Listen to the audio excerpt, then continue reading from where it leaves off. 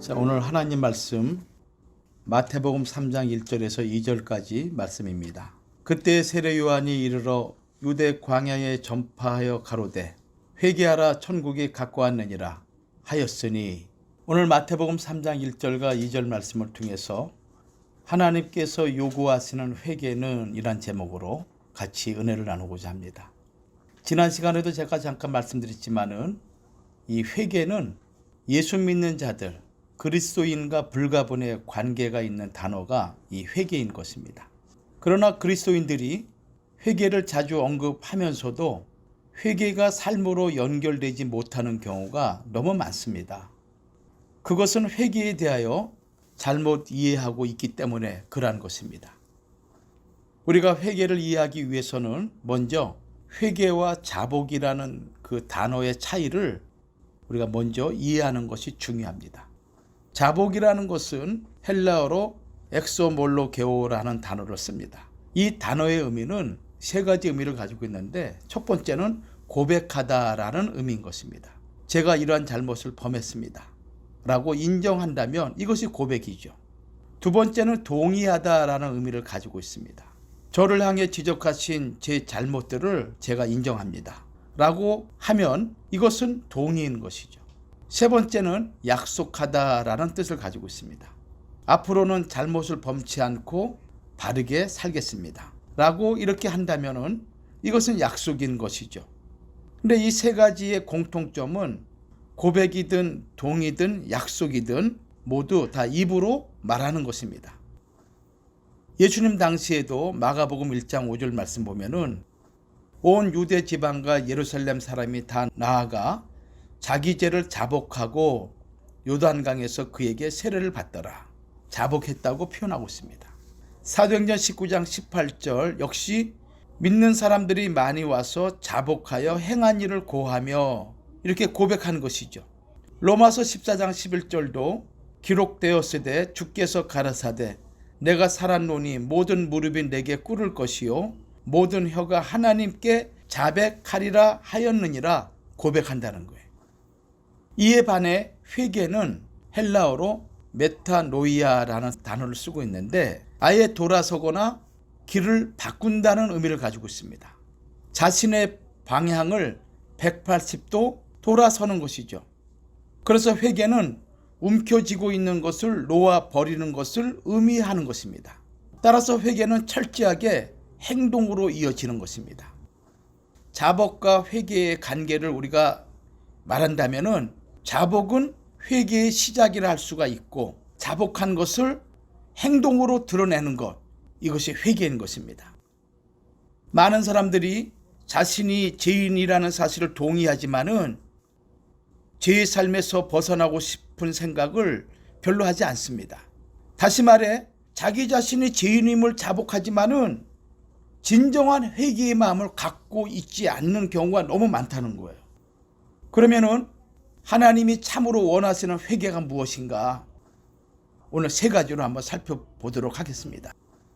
첫 번째로 마음이 바뀌는 것이에요. 히브리어로 이 회개는 낙함이라는 단어가 있어요. 후회하다, 슬퍼하다. 또 히브리어로 슈브라는 단어가 있는데 돌아온다라는 뜻을 가지고 있습니다. 조금 아까 말씀드렸지만은 헬라어로는 메타노이아, 마음의 변화, 가던 길을 돌아서거나 길을 바꾼다는 그런 의미를 가지고 있죠. 구약이나 신약이나 단어는 다르지만은 모두 일치하는 뜻이 무엇인가 하면은 잘못된 것을 깨달아 뉘우치고 돌아서서 올바른 대로 돌아오는 그런 마음, 그리고 생활의 변화, 이것을 회개라 이렇게 말하는 거예요. 그러므로 회개는 성격상 주동이 되는 마음이 바뀌는 것이 가장 본질적인 것이라는 것입니다. 사람의 마음은 계획과 행동을 주관하는 주체이기 때문에 사람이 계획이나 행동을 잘못했다면 마음이 그 책임을 져야 되는 거예요.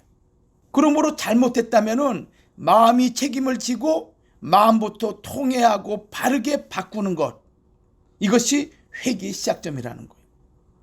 시편 34편 18절에도 여호와는 마음이 상한 자에게 가까이 하시고 중심에 통회하는 자를 구원하시도다, 이렇게 말씀하고 있습니다.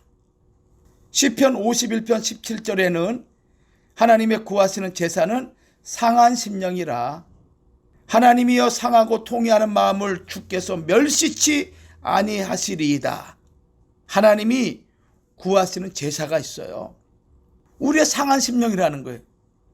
죄로 말미암아 상한 심령, 하나님 앞에 그대로 갖고 와서 용서를 구할 때 하나님께서 용서하시고 복을 내려주신다는 말씀인 거죠. 요엘서 2장 13절에도 너희는 옷을 찢지 말고 마음을 찢어라, 이렇게 말씀하고 있지 않습니까? 그러므로 진정한 회개는 마음이 고쳐져 바르게 되어야 된다는 것입니다. 사도 바울은 믿음으로 의롭다함을 받은 사실을 증거하면서 로마서 12장 2절에 뭐라고 말씀하셨습니까? 너희는 이 세대를 본받지 말고 오직 마음을 새롭게 함으로 변화를 받아 하나님의 선하시고 기뻐하시고 온전하신 뜻이 무엇인지를 분별하도록 하라. 이것은 믿음만이 아니라 마음의 새로운 변화를 받아야 한다는 그런 말씀인 것이죠. 그리고 에베소서 4장 22절과 24절에는 너희는 유혹의 욕심을 따라 썩어져가는 구습을 쫓는 옛사람을 벗어버리고 오직 심령으로 새롭게 되어 하나님을 따라 의와 진리의 거룩함으로 지으심을 받은 새 사람을 입으라. 우리 마음이 바뀌어야만이 사람도 새로운 사람으로 된다는 거예요. 그러니까 마음이 바뀌지 않고서는 절대 하나님의 뜻을 행할 수도 없고 새로운 사람으로 거듭날 수가 없는 거예요. 성도 여러분, 마음이 변해야 우리 육신도 변화가 되는 거예요. 우리 마음은 변하지 않는 상태에서 우리가 말씀 받았다 해서 우리 영육관이 변화되는 게 아니라는 거예요. 내 마음이 변화되고 그 마음이 나의 감정도 변화시키고 나의 의지와 행동도 변화시키고 나의 모든 삶의 영역이 변화될 때 영생 변화의 축복을 받는 거예요. 마음의 상태가 변화가 없는데 육신의 변화가 있겠어요? 은혜는 받죠. 또 말씀도 받죠. 그러나 진정한 회개, 내 마음이 근본적으로 바뀌고 다르게 생각하고 그럴 때 나의 육신도 같이 바뀌어지는 거예요. 그럼 어떻게 우리 마음이 바뀌겠습니까? 하나님 말씀에 자기 자신, 자기 마음을 비추어 봐야 되는 거예요. 회개라는 것은, 곧 마음의 변화라는 것은 기본적으로 잘못을 인식하는 지적에서부터 출발하는 것입니다. 잘못을 알지 못하고서는 회개가 있을 수가 없는 거예요. 또 잘못을 깨닫되 인간 스스로의 판단에 의해서가 아니라 하나님 말씀을 듣고 무엇이 어떻게 잘못되었는지를 깨달아야만이 회개가 시작이 되는 거예요. 어떤 기계가 고장났으면 설계도를 가져다가 대조해보고 무엇이 잘못됐는지를 고쳐야만이 올바르게 고쳐지는 거 아니겠어요? 인간을 창조하신 하나님의 계획과 뜻이 무엇인지, 즉 구원에 이르는 지혜, 그 지혜가 있는 하나님 말씀을 통해서 자기가 무엇을 잘못했는지, 우리가 무엇을 실수했는지, 우리가 짓고 있는 죄악이 무엇인가라는 것을 점검을 해야 되는 거예요. 그래야만이 죄를 깨닫게 되고 마음에서부터 회개함이 시작이 되는 거예요. 그래서 사도 바울은 로마서 3장 20절에 뭐라고 말씀하셨어요? 그러므로 율법의 행위로 그의 앞에 의롭다 하심을 얻을 육체가 없나니 율법으로는 죄를 깨달음이니라. 이 율법은 하나님 말씀이죠. 하나님 말씀을 통해서 우리의 죄를 깨닫게 된다는 거예요. 하나님 말씀이 없이는 우리가 죄인인지 죄인이 아닌지 알 수가 없다는 거예요. 사도행전 2장 37절에도 저희가 이 말을 듣고 마음에 찔려 베드로와 다른 사도들에게 물어 가로되 형제들아 우리가 어찌할까 하거늘. 사람의 말을 들을 때는요 튕깁니다. 일부는 받아들이고 일부는 받아들이지 않아요. 그러나 하나님의 말씀은 비수같이 찌르는 거예요. 우리의 죄를 지적하는 거예요. 그래서 말씀을 듣는 자가 회개할 수가 있고 회개하는 자가 천국 갈 수가 있는 거예요. 로마서 7장 7절에도 율법으로 말미암지 않고는 내가 죄를 알지 못하였으니. 사도 바울의 고백이에요. 율법으로 말미암지 않고는 내가 죄를 알지 못하였으니라고 이렇게 고백합니다. 이 모든 말씀이 지적하는 것은 하나님의 말씀이 아니고서는 구원에 이르는 참다운 회개를 할 수 없음을, 죄를 깨달을 수도 없음을 우리에게 말씀하고 있는 것입니다. 예수 그리스도를 믿지 않는 자들도 잘못을 깨닫고 회개하기도 합니다. 그럼 불교 신자가 얼마나 참회하는지 아세요? 유교 신자들도 참회합니다. 불교에서는 참회, 이 마음을 비우는 것, 분노와 원망, 증오의 이런 감정, 이것을 일심연부를 외우면서 참회하고 있어요. 그런데 구원을 받지 못하는 이유가 무엇입니까? 하나님께로부터 구원을 얻지 못하는 것은 하나님의 말씀을 따라 하나님께 범한 죄를 깨닫고 회개하지 않았기 때문인 거예요. 이사야 66장 2절에도 무릇 마음이 가난하고 심령에 통회하며 나의 말을 인하여 떠는 자 그 사람은 내가 권고하려니와. 잠언 1장 23절에도 나의 책망을 듣고 돌이키라. 보라, 내가 나의 신을 너희에게 부어주며 나의 말을 너희에게 보이리라.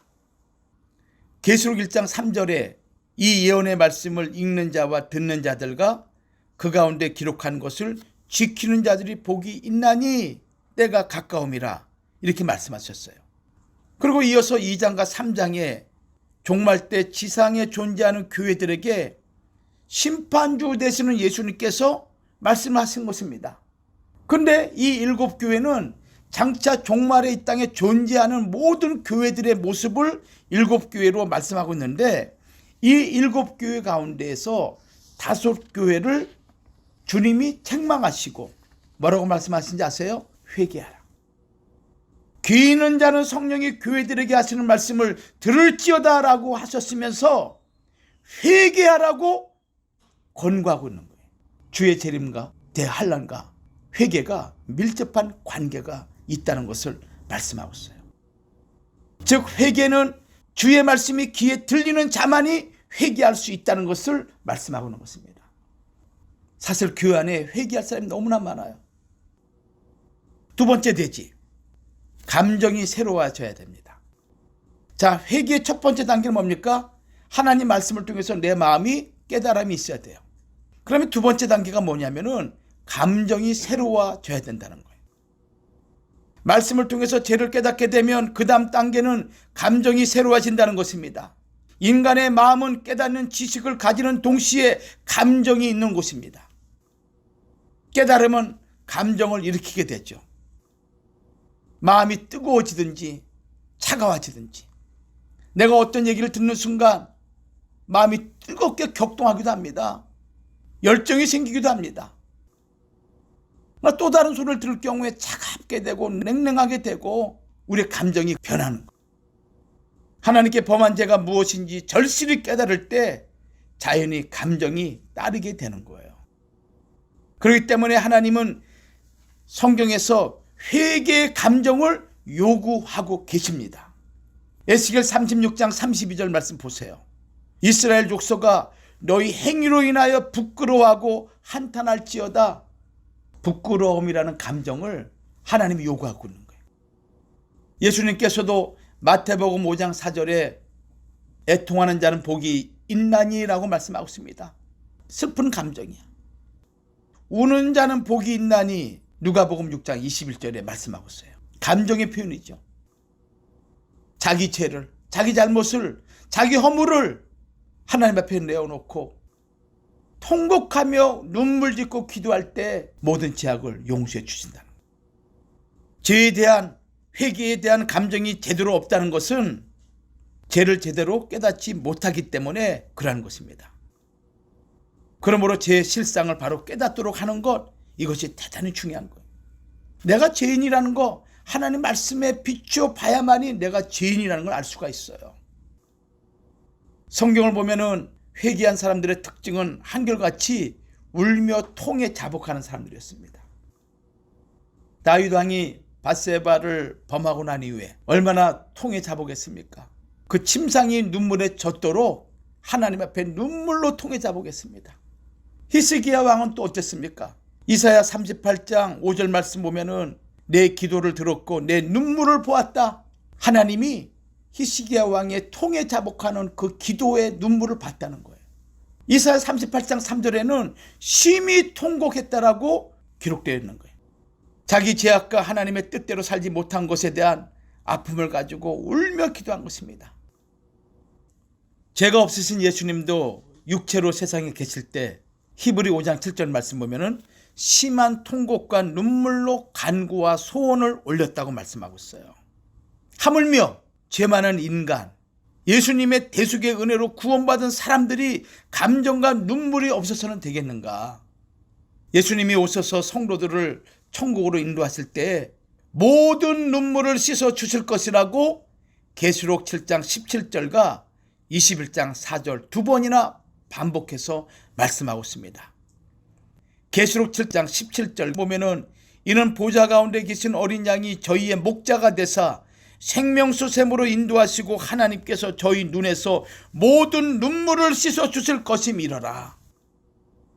우리가 이 땅 살아가면서 얼마나 고통, 근심, 걱정, 슬픔이 많습니까? 내 뜻대로 내 마음대로 내 배에서 낳은 자식들이지만은 내 뜻대로 되지 않았던 경우가 얼마나 많이 있어요. 그런 모든 문제를 가지고 주 앞에 나와서 눈물로 회개하고 기도할 때 하나님이 다 그 눈물을 씻어 주실 때가 있는 거예요. 계시록 21장 4절 말씀도 마찬가지예요. 회개는 반드시 감정의 변화를 갖고 오게 되는 거예요. 세 번째 대지입니다. 죄의 깨달음과 감정은 의지로 나타난다. 회개는 무엇인가? 하나님의 말씀을 통해서 내 죄를 깨닫게 되면은 첫 번째로 내 마음의 변화가 있고 두 번째로 감정의 변화가 있는 거예요. 그러면 마지막 단계 내 의지로 나타난다는 거예요. 다시 말씀드리면은 성경이 말하는 참다운 회개는 행함으로 나타나야 된다는 것입니다. 진정한 회개는 깨달음을, 감정의 변화를 의지의 표현으로 드러나야 된다는 거예요. 그래서 회개에 합당한 열매라고 누가복음 3장 7절부터 17절 이하의 말씀 보면은 말씀하고 있는 거예요. 누가복음 3장 7절과 17절은 회개에 합당한 열매가 무엇인가라는 것을 구체적으로 제시하고 있어요. 무리가 물어보고 세리들이 물어보고 군병들이 와서 물어본 것입니다. 그럴 때 세례요한은 구체적으로 삶을 통해서 너희가 회개한 것을 드러내라 이렇게 말씀하고 있죠. 누가복음 3장 10절과 11절 말씀 보면은 무리가 물어 가로되 그러하면 우리가 무엇을 하리이까? 대답하여 가로되 옷 두 벌 있는 자는 옷 없는 자에게 나눠 줄 것이요 먹을 것이 있는 자도 그렇게 할 것이니라 하고 우리가 구원을 얻기 위해서 무엇을 행해야 합니까? 라고 물은 거예요. 세례요한은 구체적인 행동으로 구원 얻은 자임을 표현해라 말이에요. 회개한 자임을 드러내라 이거 말씀하고 있는 거예요. 경제적인 여유가 있을 경우에 가난하고 어려운 자를 도와주어라. 나눠줘라. 옷 두 벌 있는 자는 옷 없는 자를 나눠주고 먹을 것이 있는 자는 먹을 것이 없는 자에게 도움을 베풀어라. 이렇게 구체적으로 삶을 통해 드러내라는 거예요. 또 세리들에게는 이렇게 말씀했습니다. 세리들도 세례를 받고자 하여 와서 가로되 선생이여 우리는 무엇을 하리까? 하매 가로되 정한 세 외에는 늦증치 말라 하고 세례요한이 그 당시 세리들에게 법으로 정한 세금 외에는 거두지 말라고 말하고 있는 것입니다.